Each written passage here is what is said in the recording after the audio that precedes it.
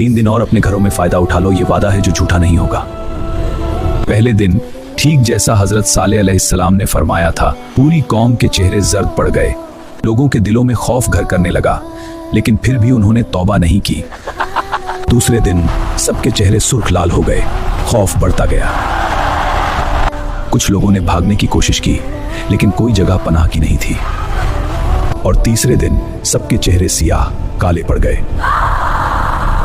और तीसरे दिन सबके चेहरे सियाले पड़ गए। अब सबको यकीन हो गया कि अजाब आने वाला है। हजरत सालेह अलैहिस्सलाम ने ईमान लाने वालों को लेकर उस शहर से निकल गए। एक आखिरी बार उन्होंने पीछे वो कौम जिसे उन्होंने सालों दावत दी, जिनसे हम मोहब्बत दिखा। ऐ मेरी कौम, मैंने तुम्हें अपने रब का पैगाम पहुंचाया और नसीहत की, मगर तुम नसीहत करने वालों को पसंद नहीं करते।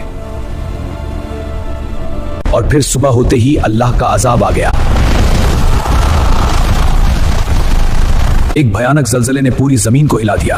वो शानदार महल जो पहाड़ों में साशे मिट्टी में पड़ रहे, वो जालिम कौम जो घमंड में चूर थी, और जालिमों को एक भयानक चीख ने पकड़ लिया, जैसे वहां कभी कोई बसता ही नहीं था। कुरान कहता है, सही बुखारी और मुस्लिम में आता है कि जब वो के रोते हुए दाखिल हो, ताकि तुम पर वो मुसीबत ना आए जो इन पर आई थी। नबी सल्लल्लाहु अलैहि वसल्लम ने हुक्म दिया कि जिसने इस जगह के कुएं का पानी पी लिया है वो उसे फेंक दे, और जो आटा गूंदा है उसे ऊंटों को खिला दे, जब तक ये जगह पीछे न छूट जाए। तेजी से गुजरो। रिवायतों के मुताबिक हजरत सालेह अलैहिस्सलाम अपनी कौम की हलाकत के बाद ईमानदारों के साथ फलस्तीन के इलाके रामल्ला में चले गए, जहां उन्होंने बाकी जिंदगी अल्लाह की इबादत में गुजारी। कुछ रिवायतों में मक्का मुकर्रमा का भी जिक्र है कि वो वहां भी रहे और इबादत करते रहे। इस किस्से का पहला सबक यह है कि तौहीद, एक अल्लाह की इबादत, यही दीन का बुनियादी पैगाम है। हर नबी ने यही दावत दी। शिर्क सबसे बड़ा गुनाह है जिसे अल्लाह कभी माफ नहीं करता। दूसरा सबक यह है कि अल्लाह के रास्ते में सब्र करो। हजरत सालेह अलैहिस्सलाम ने सालों तकलीफ सही, मजाक सहा, तन्हाई सही, लेकिन कभी हिम्मत नहीं हारी, कभी दावत नहीं छोड़ी। यही हर मुसलमान के लिए सबक है। तीसरा सबक, अल्लाह की नेमतों की नाशुक्री मत करो। कौम समूद को सब कुछ मिला था, दौलत, ताकत, जमीन, लेकिन उन्होंने शुक्र के बजाय कुफ्र किया और सब छिन गया।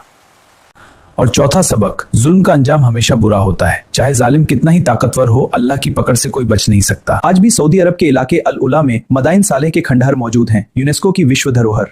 ये पत्थर आज भी गवाही दे रहे हैं कि अल्लाह का अजाब सच है और उसके नबियों का पैगाम सच था। अल्लाह ताला हम सबको हजरत सालेह अलैहिस्सलाम की जिंदगी से सबक लेने की तौफीक अता फरमाए। हमें सब कायम रखे और हमें जालिमों की कौम में शामिल न करे। आमीन या रब्बल आलमीन।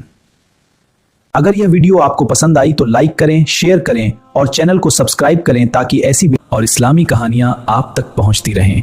अल्लाह हाफिज।